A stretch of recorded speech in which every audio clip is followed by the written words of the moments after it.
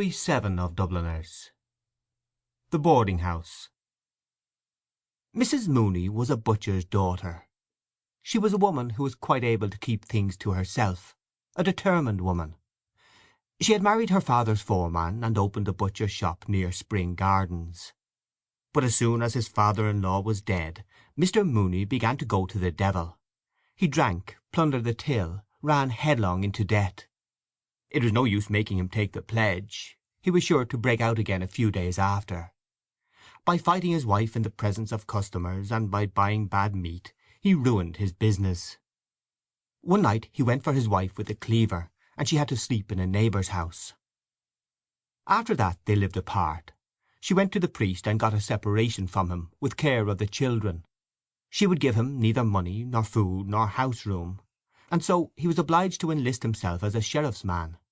He was a shabby, stooped little drunkard, with a white face and a white moustache and white eyebrows, pencilled above his little eyes, which were pink-veined and raw.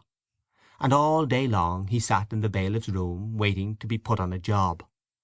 Mrs. Mooney, who had taken what remained of her money out of the butcher's business, and set up a boarding-house in Hardwicke Street, was a big imposing woman. Her house had a floating population made up of tourists from Liverpool and the Isle of Man, and occasionally artistes from the music halls. Its resident population was made up of clerks from the city. She governed her house cunningly and firmly, knew when to give credit, when to be stern, and when to let things pass. All the resident young men spoke of her as the Madam. Mrs. Mooney's young men paid 15 shillings a week for board and lodgings, beer or stout at dinner excluded. They shared in common tastes and occupations, and for this reason they were very chummy with one another. They discussed with one another the chances of favourites and outsiders. Jack Mooney, the madam's son, who was a clerk to a commission agent in Fleet Street, had the reputation of being a hard case. He was fond of using soldiers' obscenities. Usually he came home in the small hours. When he met his friends he had always a good one to tell them, and he was always sure to be on to a good thing, that is to say, a likely horse or a likely artiste. He was also handy with the mits, and sang comic songs. On Sunday nights there would often be a reunion in Mrs. Mooney's front drawing-room. The music-hall artistes would oblige, and Sheridan played waltzes and polkas and vamped accompaniments. Polly Mooney, the madam's daughter, would also sing. She sang, "I'm a naughty girl, you needn't sham, you know I am." Polly was a slim girl of 19. She had light soft hair, and a small full mouth. Her eyes, which were grey with a shade of green through them, had a habit of glancing upwards when she spoke with anyone, which made her look like a little perverse Madonna. Mrs. Mooney had first sent her daughter to be a typist in a corn-factor's office, but as a disreputable sheriff's man used to come every other day to the office, asking to be allowed to say a word to his daughter, she had taken her daughter home again and set her to do housework. As Polly was very lively, the intention was to give her the run of the young men. Besides, young men like to feel that there is a young woman not very far away. Polly, of course, flirted with the young men, but Mrs. Mooney, who was a shrewd judge, knew that these young men were only passing the time away. None of them meant business. Things went on so for a long time, and Mrs. Mooney began to think of sending Polly back to typewriting, when she noticed that something was going on between Polly and one of the young men. She watched the pair, and kept her own counsel. Polly knew that she was being watched, but still her mother's persistent silence could not be misunderstood.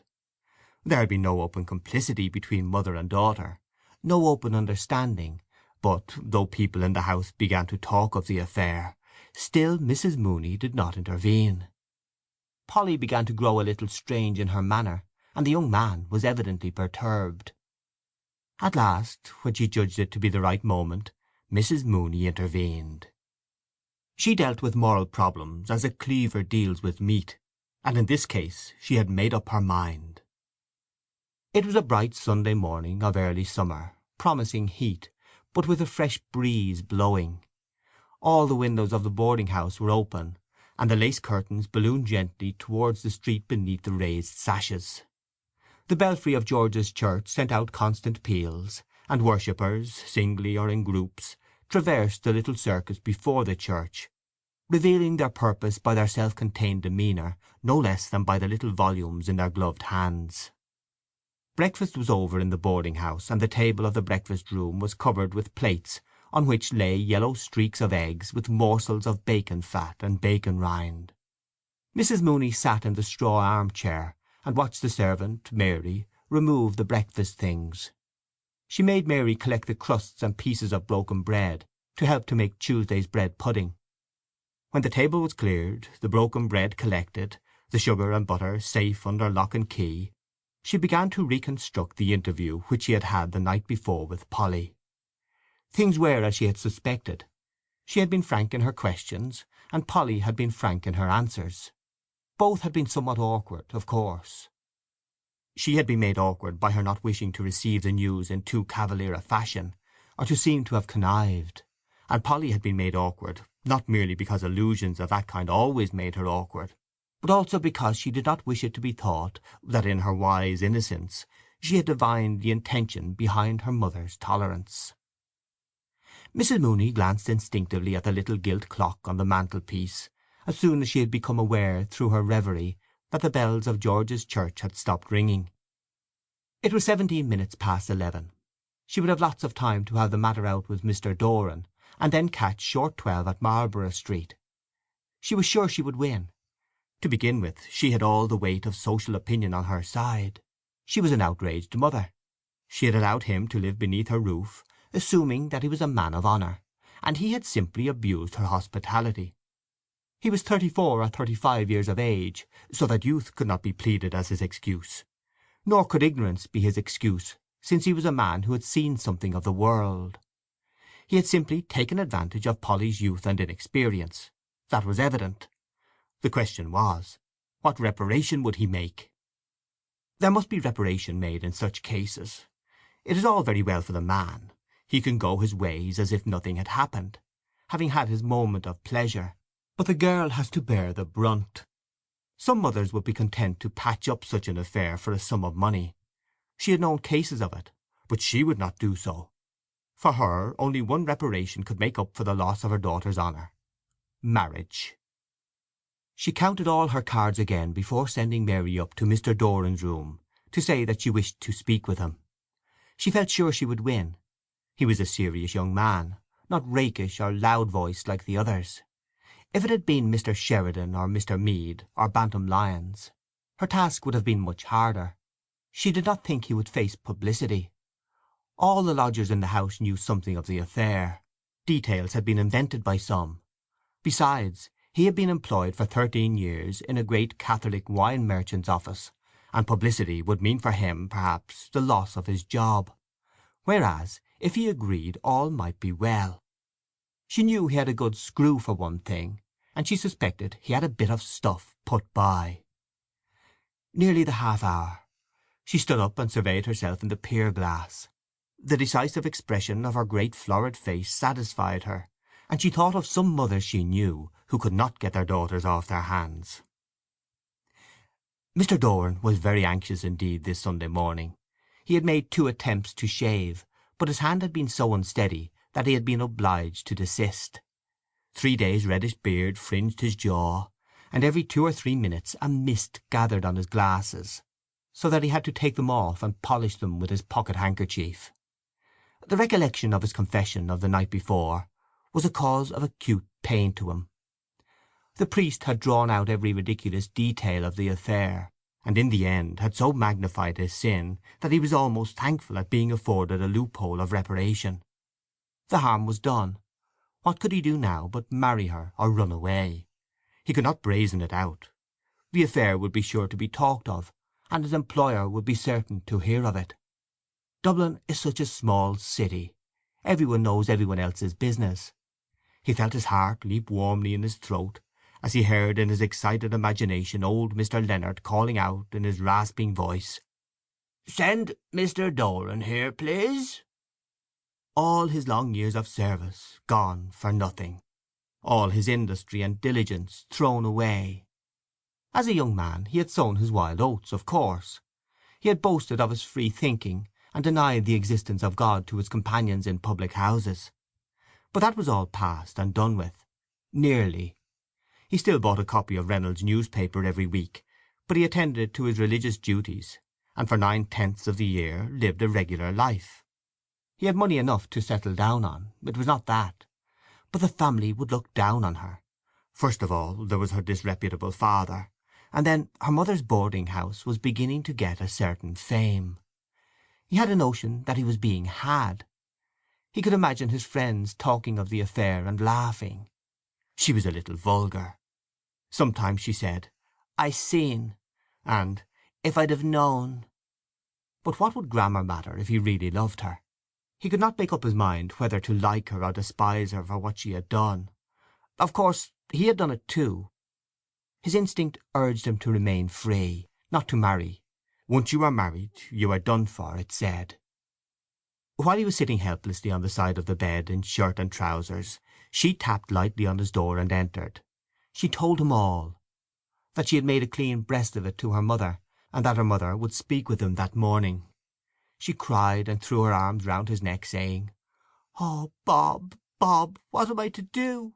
What am I to do at all?" She would put an end to herself, she said. He comforted her feebly, telling her not to cry, that it would be all right, never fear. He felt against his shirt the agitation of her bosom. It was not altogether his fault that it had happened. He remembered well, with the curious, patient memory of the celibate, the first casual caresses her dress, her breath, her fingers had given him. Then, late one night, as he was undressing for bed, she had tapped at his door, timidly. She wanted to relight her candle at his, for hers had been blown out by a gust. It was her bath night. She wore a loose, open combing jacket of printed flannel. Her white instep shone in the opening of her furry slippers, and the blood glowed warmly behind her perfumed skin. From her hands and wrists, too, as she lit and steadied her candle, a faint perfume arose. On nights when he came in very late, it was she who warmed up his dinner. He scarcely knew what he was eating, feeling her beside him alone at night in the sleeping house. And her thoughtfulness, if the night was any way cold or wet or windy, there was sure to be a little tumbler of punch ready for him. Perhaps they could be happy together. They used to go upstairs together on tiptoe, each with a candle, and on the third landing exchange reluctant good nights. They used to kiss. He remembered well her eyes, the touch of her hand, and his delirium. But delirium passes. He echoed her phrase, applying it to himself. What am I to do? The instinct of the celibate warned him to hold back, but the sin was there. Even his sense of honour told him that reparation must be made for such a sin. While he was sitting with her on the side of the bed, Mary came to the door and said that the missus wanted to see him in the parlour.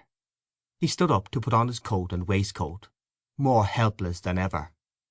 When he was dressed he went over to her to comfort her. It would be all right, never fear. He left her crying on the bed and moaning softly, "Oh, my God!" Going down the stairs his glasses became so dimmed with moisture that he had to take them off and polish them. He longed to ascend through the roof and fly away to another country, where he would never hear again of his trouble, and yet a force pushed him downstairs step by step. The implacable faces of his employer and of the madam stared upon his discomfiture. On the last flight of stairs he passed Jack Mooney, who was coming up from the pantry nursing 2 bottles of Bass. They saluted coldly, and the lover's eyes rested for a second or two on a thick bulldog face and a pair of thick short arms. When he reached the foot of the staircase he glanced up and saw Jack regarding him from the door of the return room. Suddenly he remembered the night when one of the music-hall artistes, a little blonde Londoner, had made a rather free allusion to Polly. The reunion had been almost broken up on account of Jack's violence. Everyone tried to quiet him. The music-hall artiste, a little paler than usual, kept smiling and saying that there was no harm meant, but Jack kept shouting at him that if any fellow tried that sort of game on with his sister he'd bloody well put his teeth down his throat, so he would. Polly sat for a little time on the side of the bed, crying. Then she dried her eyes and went over to the looking-glass. She dipped the end of the towel in the water-jug and refreshed her eyes with the cool water. She looked at herself in profile, and readjusted a hairpin above her ear. Then she went back to the bed again, and sat at the foot. She regarded the pillows for a long time, and the sight of them awakened in her mind secret, amiable memories. She rested the nape of her neck against the cool iron bed rail, and fell into a reverie. There was no longer any perturbation visible on her face. She waited on patiently, almost cheerfully, without alarm, her memories gradually giving place to hopes and visions of the future. Her hopes and visions were so intricate that she no longer saw the white pillows on which her gaze was fixed, or remembered that she was waiting for anything. At last she heard her mother calling. She started to her feet and ran to the banisters. "Polly! Polly!" "Yes, mamma." "Come down, dear. Mr. Dordan wants to speak to you." Then she remembered what she had been waiting for. End of Story 7. The Boarding House.